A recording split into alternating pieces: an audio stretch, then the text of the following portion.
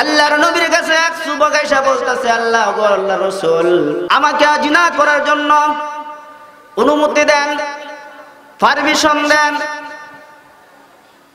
এখন যদি কোনো যুবক কোন ফিসা হুজুরের কাছে যায় বলতো, ও হুজুর আমাকে জিনা করার জন্য পারমিশন দেন, অনুমতি দেন, তাহলে জুতা দিয়া বাইরে গাল পাড়ায় তো না, ঠিক কিনা বলেন? আল্লাহ রাসূল গুসা করলেন না, রাগ করলেন না, কারণ আল্লাহ তাআলা কোরআন শরীফের মধ্যে বলেছেন, ওয়া ইন্নাকা লাআলা খুলুকিন আযীম। মানুষের চরিত্রটাকে তিন ভাগে বিভক্ত করা হয়েছে। একটা হইল ভালো চরিত্র, একটা হইল উত্তম চরিত্র, একটা হইল মহান চরিত্র। আর এই মহান চরিত্রই ছিল একমাত্র হযরত মুহাম্মদ রাসূলুল্লাহ সাল্লাল্লাহু আলাইহি ওয়াসাল্লামের। তার মধ্যে কোনো রাগ ছিল না, তার মধ্যে কোনো গুসা ছিল না, তার মধ্যে কোনো হিংসা ছিল না, তার মধ্যে কোনো অহংকার ছিল না। আল্লাহ রাসূল গুসা করলেন না, রাগ করলেন না। আল্লাহ রাসূল বলতেছে, আরে যুবক, তোমার মেয়ের সাথে যদি কেউ জিনা করতে চায় তুমি কি পারমিশন দিবা? হুজুর বলেন কি এর মাথা ফাটায় লাইমু। তোমার বোনের সাথে যদি কেউ জিনা করতে চায় তুমি কি পারমিশন দিবা? হুজুর এর হাত কেটে লাইমু। আরে যুবক, তোমার মায়ের সাথে যদি কেউ জিনা করতে চায় তুমি কি পারমিশন দিবা? হুজুর বলেন কি এর মাথা কাইটা লাইমু। আরে যুবক, তোমার স্ত্রীর সাথে যদি কেউ জিনা করতে চায় তুমি কি পারমিশন দিবা? হুজুর বলেন কি আজরাইলে সিংহার মাঝে ফু দিবার আগেই আমি নিজেই ফু দিয়া লাইমু, একেবারে কিয়ামত করে ফেলবো। আরে যুবক, তোমার কাছে যেরকম তোমার মায়ের ইজ্জত আছে, তোমার স্ত্রীর ইজ্জত আছে, তোমার কাছে যেরকম তোমার বোনের ইজ্জত আছে, তোমার মেয়ের ইজ্জত আছে, এরকম তারও তো তার মেয়ের এবং বোনের ইজ্জত আছে। তোমার কাছে যেরকম তোমার মায়ের ইজ্জত আছে এরকম তারও তো তার মায়ের ইজ্জত আছে। তোমার কাছে যেরকম তোমার স্ত্রীর ইজ্জত আছে এরকম তারও তো তার স্ত্রীর ইজ্জত আছে। তুমি যার সাথে জিনা করবা সে তো কারো মা হবে, আর না হয় কারো বোন হবে, আর না হয় কারো মেয়ে হবে, না হয় কারো স্ত্রী হবে। এই কথা বলার পরে বলতেছে, হুজুর আমি আজ থেকে তওবা করলাম, জীবনে আর কোনোদিন জিনার কাজ করব না। ফাউযু বিল্লাহি মিনাশ শাইতানির রাজীম। বিসমিল্লাহির রাহমানির রহিম।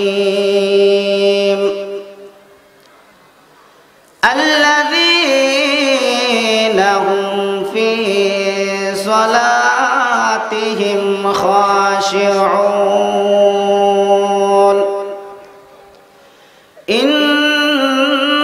ইন্নাল্লাহা ওয়া মালাইকাতাহু ইউসাল্লুনা আলান নাবী ইয়া আইয়ুহাল্লাযীনা আমানু সাল্লু আলাইহি ওয়া সাল্লিমু তাসলিমা। সকলে দুরূদ শরীফ পড়ে আল্লাহুম্মা সাল্লি আলা মুহাম্মাদিন ওয়া আলা আলি মুহাম্মাদ কামা সাল্লাইতা আলা ইব্রাহিমা ওয়া আলা আলি ইব্রাহিম ইন্নাকা হামিদুম মাজিদ।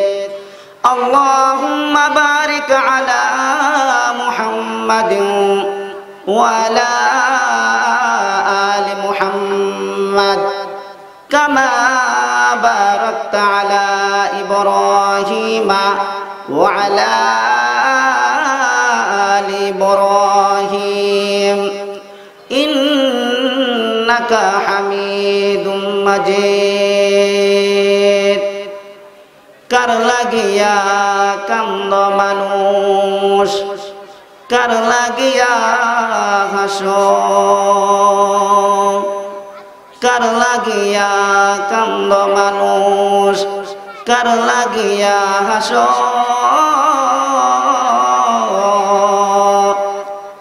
যে তোমারে করল সৃজন তারে বলে আসো। কালমা পড়েন লা ইলাহা ইল্লাল্লাহ, লা ইলাহা ইল্লাল্লাহ, লা ইলাহা ইল্লাল্লাহ। এই পৃথিবীর মালিক যিনি, জপতারে নিশিদিনিয়া। এই পৃথিবীর মালিক যিনি, জপতারে নিশিদিনিয়া। যার দয়াতে আছো তুমি, তার দয়াতে বাঁচো। কার লাগিয়া কান্দা মানুষ, কার লাগিয়া হাসো। কালমা পড়েন লা ইলাহা ইল্লাল্লাহ, জোরে লা ইলাহা ইল্লাল্লাহ, লা ইলাহা ইল্লাল্লাহ। মৃত্যুরে বরণ করে গাইতো তারা জীবনের জয়গান।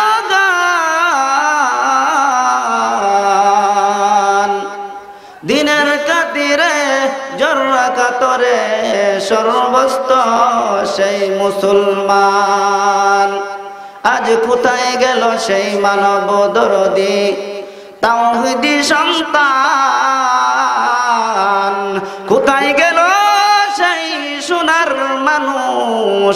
কোথায় সে মুসলমান? কার লাগিয়া কান্দা মানুষ, কার লাগিয়া হাসো। কালমা পড়েন লা ইলাহা ইল্লাল্লাহ, লা ইলাহা ইল্লাল্লাহ, লা ইলাহা ইল্লাল্লাহ, লা ইলাহা ইল্লাল্লাহু মুহাম্মাদুর রাসূলুল্লাহ সাল্লাল্লাহু আলাইহি ওয়াসাল্লাম। আলহামদুলিল্লাহ ভাইজান, আজকের একটা এই যে মাহফিলের আয়োজন করা হয়েছে, আপনাদের এলাকার মাদ্রাসা, আপনাদের মহল্লার মাদ্রাসা, এই মাদ্রাসায় নূরে মদিনা আপনাদের মাদ্রাসা।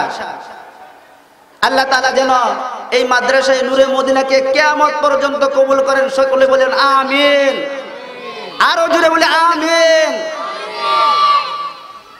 আলহামদুলিল্লাহ ভাইরা আমার, এই মাদ্রাসা কার মাদ্রাসা? রাসূলের মাদ্রাসা। এই মাদ্রাসা কার মাদ্রাসা? নবীর মাদ্রাসা। আর রাসূলের চরিত্রের দিকে তাকাইলে খারাপ মানুষ ভালো হয়ে যায়। নবীর মাদ্রাসাতে যারা লেখাপড়া করে তারা এখানে আসলে মানুষ ভালো হয়, দিনদার, ইমানদার, ফরজগার হয়, তাই না? আমার মাইয়ারা, আল্লাহর নবীর কাছে এক যুবক এসে বলতেছে, আল্লাহ গো আল্লাহর রাসূল, আমাকে জিনা করার জন্য অনুমতি দেন, পারমিশন দেন। এখন যদি কোনো যুবক কোনো পিসা হুজুরের কাছে যায় বলতো, ও হুজুর আমাকে জিনা করার জন্য পারমিশন দেন, অনুমতি দেন, তাহলে জুতা দিয়া বাইরা গাল পাড়ায় তো না, ঠিক কিনা বলেন? আল্লাহ রাসূল গুসা করলেন না, রাগ করলেন না, কারণ আল্লাহ তাআলা কোরআন শরীফের মধ্যে বলেছেন, ওয়া ইন্নাকা লাআলা খুলুকিন আযীম। মানুষের চরিত্রটাকে তিন ভাগে বিভক্ত করা হয়েছে।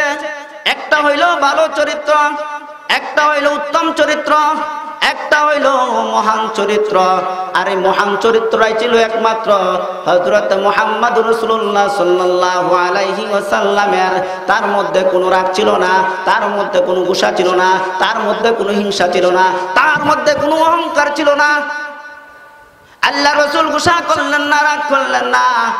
আল্লাহ রাসূল বলতেছে, আরে যুবক, তোমার মেয়ের সাথে যদি কেউ জিনা করতে চায় তুমি কি পারমিশন দিবা? ও হুজুর বলেন কি এর মাথা ফাটায় লাইমো? তোমার বোনের সাথে যদি কেউ জিনা করতে চায় তুমি কি পারমিশন দিবা? ও হুজুর এর হাত কেটে লাইমো।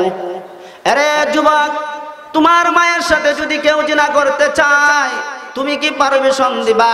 ও হুজুর বলেন কি এর মাথা কাইটা লাইমো।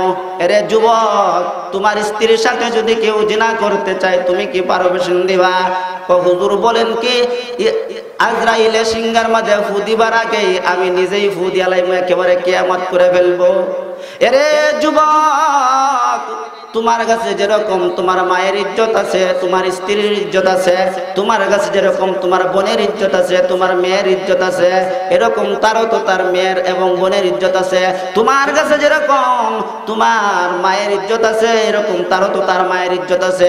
তোমার কাছে যেরকম তোমার স্ত্রীর ইজ্জত আছে এরকম তারও তো তার স্ত্রীর ইজ্জত আছে। তুমি যার সাথে জিনা করবা সে তো কারো মা হবে, আর না হয় কারো বোন হবে, আর না হয় কারো মেয়ে হবে, না হয় কারো স্ত্রী হবে। এই কথা বলার পরে বলতেছে, হুজুর আমি আজ থেকে তওবা করলাম, জীবনে আর কোনোদিন জিনার কাজ করব না। সুবহানাল্লাহ। তাহলে রসুলের চরিত্রের দিকে তাকাইলে ভাই খারাপ মানুষ ভালো হয়ে যায়। কারণ মাদ্রাসাতে যারা পড়াশোনা করে তারা নামাজ পড়ে, তারা মা বাবাকে শ্রদ্ধা করে, মুরব্বীদেরকে মান্যত করে, মুরব্বীদেরকে ভালোবাসে, আত্মীয় স্বজনদেরকে ভালোবাসে। এই জন্য আমি পবিত্র কোরআন থেকে একখান আয়াত তেলাওয়াত করেছি। আল্লাহ পাক কোরআন শরীফের মধ্যে বলেছেন, আল্লাযীনা হুম ফি সালাতিহিম খাশিউন। আজকে যে এই রাইটটা আমরা এখানে আসছি, আজকে এটাই মনে করতে হবে আমরা এটা জীবনের শেষ আজকের সম্মিলন। আমরা যা আগামী কালকে ফজরের নামাজ পড়ব, মনে করতে হবে এইটাই জীবনের ফজরের শেষ নামাজ। এরকম ভাবে খুশু খুশু করতে ধারণা থাকতে হবে। যখন আমরা নামাজে দাঁড়াই, যখন আমরা নেক আমল করি, তখন মনে করতে হবে আমার জীবনে মনে হয় আর ফজরের নামাজ নাও আসতে পারে। এইরকম খুশু খুশু থাকতে হবে। আর যদি খুশু খুশু না থাকে তাহলে বান্দা তুমি যদি কিয়ামত পর্যন্ত নামাজ পড়ো তাহলে তোমার একটা নামাজও কোনো লাভ হবে না, একটা নামাজও আল্লাহর দরবারে কবুল হবে না। এখন খুশু খুশু নামাজ কিভাবে পড়তে হবে? হযরতে মুহাম্মদ মুনকাদের রাহমাতুল্লাহি আলাইহি যখন নামাজ পড়তো আল্লাহর কুদরতি পায়ে সেজদায় পড়ে কাঁদতো আর বলতো, ওগো আল্লাহ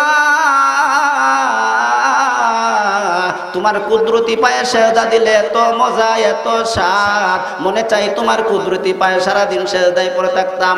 ওগো আল্লাহ মৃত্যুর পরে যে তুমি আমাদেরকে জান্নাত দিবা, যেই জান্নাতে তোমার নামাজ নাই, যেই জান্নাতের মধ্যে তোমার রোজা নাই, ওই জান্নাতের মধ্যে কিসের আরাম, কিসের শান্তি, কিসের বালাকানা হইতে পারে? এইভাবে আফসোস করতো আর কাঁদতো হযরত মুহাম্মদ মুনকাদের রাহমাতুল্লাহি আলাইহি। যখন এইভাবে বেশি বেশি কাঁদতো, যখন বেশি বেশি কাঁদতো তখন সারাদিন শুধু নামাজের মধ্যে সেজদায় অবস্থায় থাকতো। একটা নামাজের মধ্যে সেজদা দিলে এত মজা, এত স্বাদ, একমাত্র আল্লাহওয়ালা ছাড়া আমি গুনাহগার, আমার ভাষায় বোঝানোর মতন আমার যোগ্যতা হয় নাই। আমার ভাইয়েরা, হযরত মুহাম্মদ মুনকার রাহমাতুল্লাহি আলাইহি যখন মারা যাওয়ার কিছুদিন পর তার কবরের পাশে একটা লোক আসতেছে, কবরটা একটু বাঙ্গা ছেড়ে দিয়ে, ওই বাঙ্গা ছেড়ে দিটার দিকে তাকায় দেখে একটা লোক পশ্চিম দিকে সেজদায় অবস্থায় পড়ে আছে। লোকটা আশ্চর্য হয়ে গেল। কবরের ভিতরে মানুষ রাখলে তার হাড্ডি গুড্ডি মাটির সাথে মিশে যায়, আর ওই লোকটা কবরের ভিতরে পশ্চিম দিকে সেজদায় অবস্থায় আছে। লোকটা কিছুক্ষণ দাঁড়ায় থেকে দেখে বলতেছে, সামনে একটা বাড়িতে যায় বলতেছে যে ভাই ওই কবরের লোকটার মালিকের নাম কি? ওই কবরের লোকটার মালিকের নাম হচ্ছে হযরত মুহাম্মদ মুনকাদের রাহমাতুল্লাহি আলাইহি। ভাই ওনার বাড়ি কোনটা গো? ওই ওনার বাড়িটা, ওই সামনে বাড়িটাই ওনার ছেলে বাড়িতে আছে।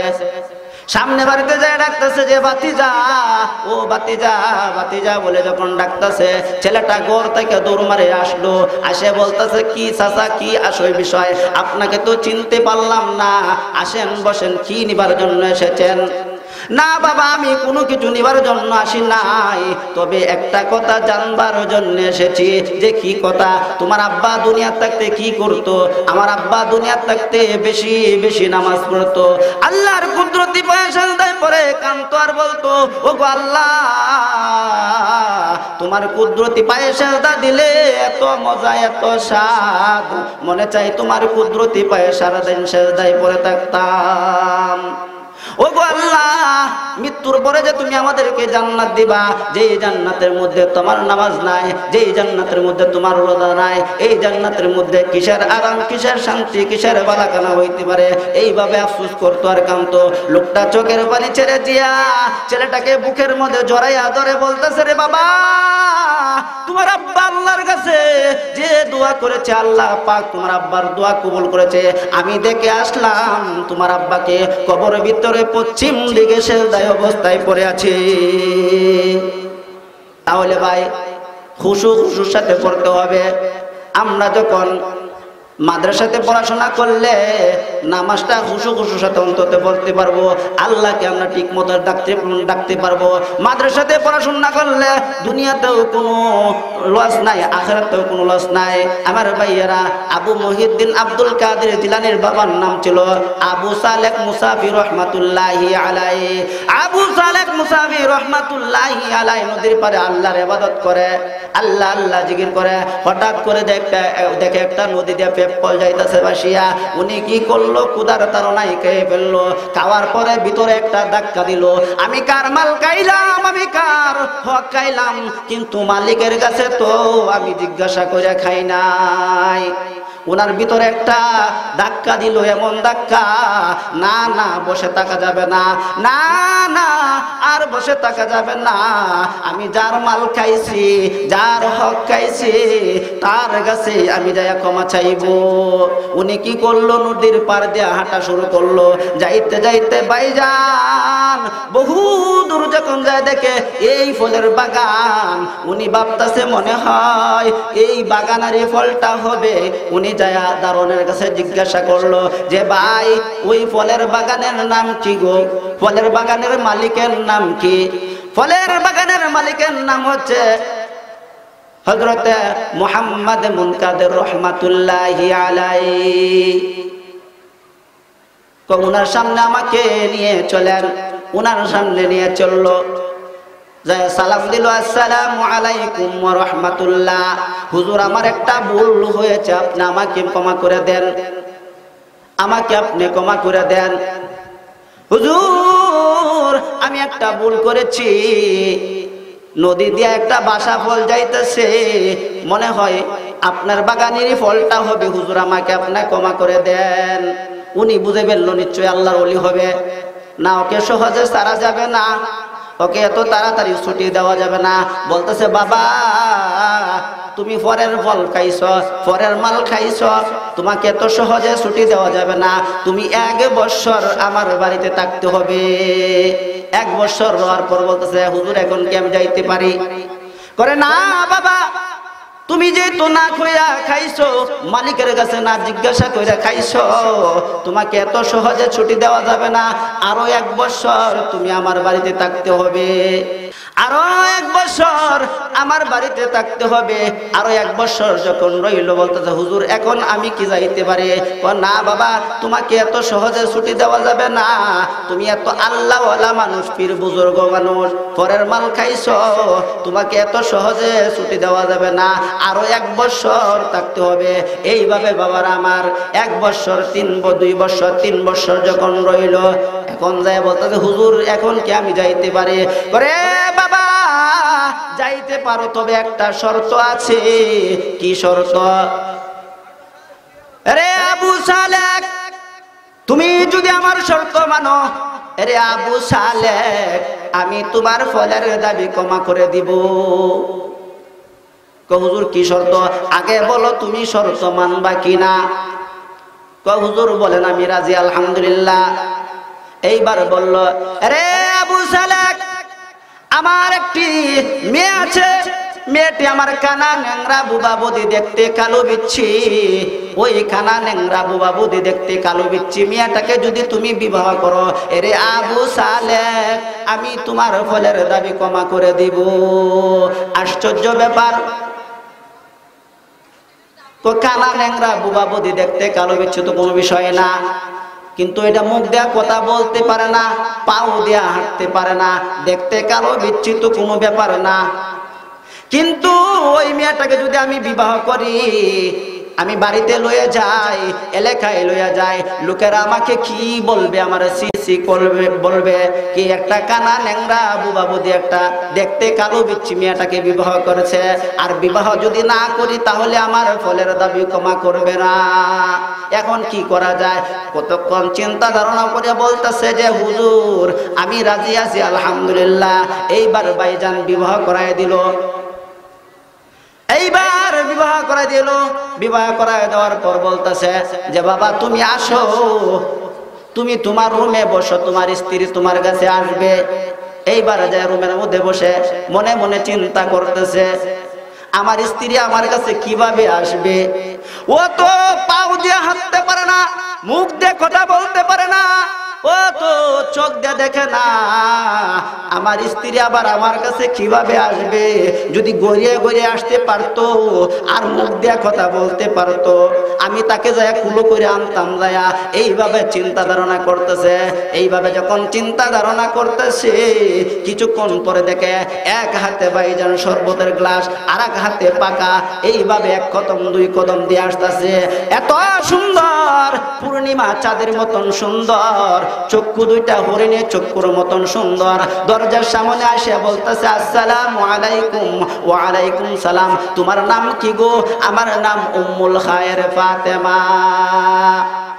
তোমার বাবার নাম কি গো? আমার বাবার নাম দরবেশ আব্দুল্লাহ ইবনে সুহাইব রহমাতুল্লাহি আলাইহি। নাম জিজ্ঞাসা করে তো দেখে ঠিকই আছে। এইবার উনি কি করলো, উনার গাড়টি মুস্কা লইয়া রওনা হয়ে গেল। শ্বশুর আব্দুল্লাহ ডাক দিয়ে তারা করলেন, এ বাবা, তোমাকে আমি নতুন জামাই বানাইলাম, তোমাকে আমি নতুন জামাই বানাইলাম, তুমি আমার কাছে না বলে চলে যাইতেছ। বাড়িতে তো যাইবা ভালো কথা, কিন্তু বলে তো যাইবা। হুজুর, এমন দুঃখাবাদের কাছে, এমন মৃত্যুকের কাছে বলতে হয় না। আপনি একটা দুঃখাবাজ, আর না হয় আপনি একটা মৃত্যু। আরে আবু সালেক, আমি দুঃখাবাজ না, আমি মৃত্যুক না। তাহলে কেন বলছেন আপনার মেয়ে কানো ন্যাংরা বুবা বদি দেখতে কালো বিচ্ছি? আপনার মেয়ে আমার কাছে বিবাহ না দিয়ে, এত সুন্দর মেয়ে আমার কাছে কোথায় থেকে আইনে বিবাহ দিয়েছেন? আপনার মেয়ে বিবাহ না দিয়ে অন্য একটা মেয়ে আমার কাছে বিবাহ দিয়েছেন। আপনি মিথ্যা কথা বলছেন। আরে আবু সালেক, আমি দুঃখাবাজ না, আমি মৃত্যুক না। তাহলে কেন এই সুন্দর মেয়ে আমার কাছে বিবাহ দিয়েছেন? আরে আবু সালেক, আমি দুঃখাবাজ না, আমি মৃত্যুক না। তাহলে কেন এই কথা বললেন? আরে আবু সালেক, তুমি যখন তোমার সামনে যখন আমার উম্মুল খায়ের ফাতেমা যখন শরবতের গ্লাস পাকা হাতে নিয়েছে, আমার উম্মুল খায়ের ফাতেমা বালেক হওয়ার পর থেকে কোনো নাবালেক পুরুষের সামনে এইভাবে হাত দিয়ে শরবতের গ্লাস পাকা নিয়ে যায় নাই। আজকে স্বামী হিসাবে জীবনের প্রথম তোমার সামনে আমার উম্মুল খায়ের ফাতেমা শরবতের গ্লাস পাকা হাতে নিয়েছে। এই জন্য বলেছি, এই জন্য বলেছি তার হাত নাই। আরে আবু সালেক, আমার উম্মুল খায়ের ফাতেমা বালেক হওয়ার পর থেকে এই পা দিয়া হাইটে কোনো নাবালেক পুরুষের সামনে যায় নাই। আজকে স্বামী হিসাবে জীবনের প্রথম তোমার সামনে আমার উম্মুল খায়ের ফাতেমা পাও দিয়ে হেঁটে গিয়েছে। এই জন্য বলেছি লুলা। এরে আবু সালেক, আমার উম্মুল খায়ের ফাতেমা বালেক হওয়ার পর থেকে ওই চোখ দিয়ে কোনো নাবালেক পুরুষকে দেখে নাই। আজকে জীবনের প্রথম স্বামী হিসাবে আমার উম্মুল খায়ের ফাতেমা এই চোখ দিয়ে তোমাকে দেখেছে। এই জন্য বলেছি অন্ধ। হুজুর, আমাকে জামাই বানানোর ইচ্ছা ছিল, তাহলে আমাকে 3 বছর কেন রাখলেন? আমাকে প্রথম বৎসরে জামাই বানাইয়া বিদায় করে দিতেন। আরে আবু সালেহ, তুমি যখন আমার বাড়িতে প্রথম বৎসর এসেছ, তখন দেখলাম আমার উম্মুল খায়ের ফাতেমা নাবালেক, কারণ নাবালেক মেয়ে বিবাহ দেওয়া যাবে না, স্বামীর কদর বুঝবে না, এই জন্য তোমাকে আমি 1 বৎসর 2 বৎসর 3 বৎসর রাখলাম। আরে আবু সালেহ, তুমি আমার উম্মুল খায়ের ফাতেমা যখন দেখলাম 12 বৎসর পূর্ণ হয়েছে, এখন দেখা যায় বিবাহ দেওয়া যাবে, এই জন্য তোমাকে আমি 3 বৎসর রাখলাম। তোমাকে আমি এই 3 বৎসর রেখে আমার মেয়েকে তোমার কাছে বিবাহ দিলাম। এরে আবু সালেহ, তুমি ভুল বুঝিও না, তোমার জীবন বড় ধন্য হবে। এই মেয়েটির করে হযরত আবু মুহিউদ্দিন আব্দুল কাদের জিলানী রহমাতুল্লাহি আলাইহি জন্মগ্রহণ করেছে।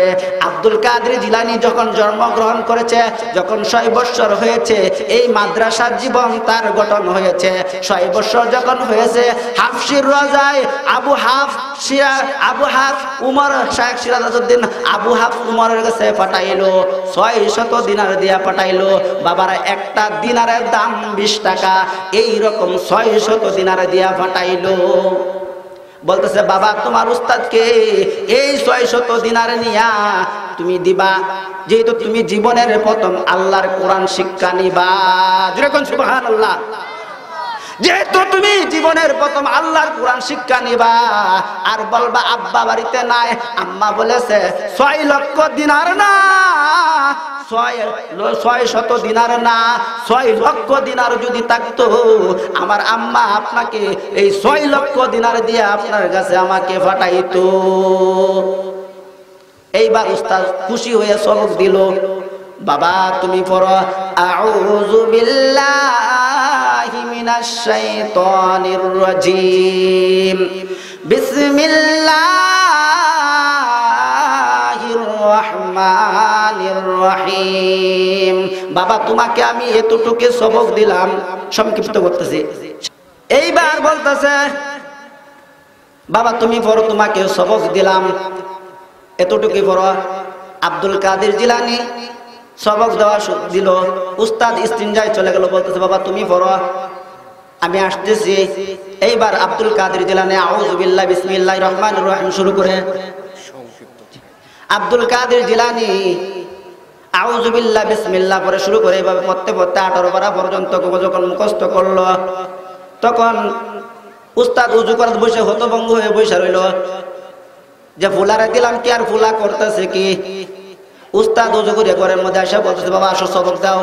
আউযু বিল্লাহি মিনাশ শাইতানির রাজিম, বিসমিল্লাহির রহমানির রহিম যখন বলে শুরু করলো, তখন পড়তে পড়তে যখন 18 পারা পর্যন্ত মুখস্থ করলো, তখন একটা তাসদিদ জের জবর পেশ যতবেরও ভুল হয় না, এত সুন্দরভাবে তেলাওয়াত করলো। তেলাওয়াত করার পর বলতেছে, বাবা আমি তো কোনো বুঝতে পারলাম না, তোমাকে সবক দিলাম আউযু বিল্লাহি মিনাশ শাইতানির রাজিম, বিসমিল্লাহির রহমানির রহিম, তুমি কেমনে ভাবে 18 পারা পর্যন্ত মুখস্থ করলা? আমিও তো কোনো বুঝে আসতেছে না।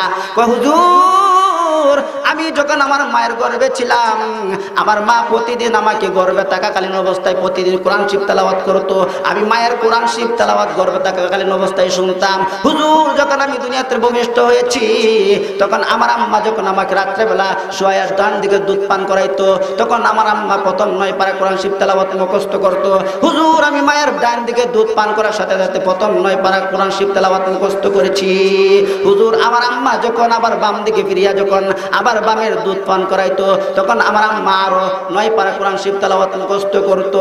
তখন হুজুর, আমি মায়ের বাম দিকের দুধ পান করার সাথে সাথে আরো 9 পারা কোরআন শরীফ তেলাওয়াত করেছি। এমনি ভাবে 18 পারা পর্যন্ত মুখস্থ করেছি। হুজুর, আমার আম্মা কোরআনের হাফেজা।